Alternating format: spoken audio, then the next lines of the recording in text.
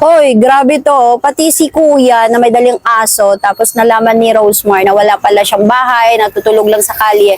Binigyan ng 10,000 pesos ni Rosemar. Grabe, no? Tapos ito pa, hindi pa natatapos dyan. Inalok pa niya na papatrabuhuin niya doon sa kanyang parisan. Tapos nakalagay pa doon, papaayos pa ni Rosemar yung ngipin ni kuya. Grabe talaga si Rosemar. Talagang bongga talaga yung maibigay niya dito kay kuya. Tapos ang pinaka-importante doon, talagang magkakaroon ng trabaho si kuya. Tapos lahat noon, magkakaroon siya ng benefits. O diba? Talagang meron na siyang matirhan, meron pa siyang trabaho. Talagang deserve din ni kuya to. Saka makikita niya naman, mahal niya yung aso. Diba?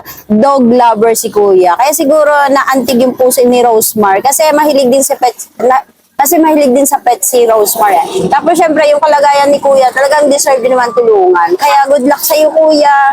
Galingan mo magtrabaho sa parisan ni Rosemar. At kay Rosemar naman, maraming salamat kasi marami ka na talaga natulungan ng mga nangangailangan na tao. Pagpatuloy mo lang yan at syempre more blessings.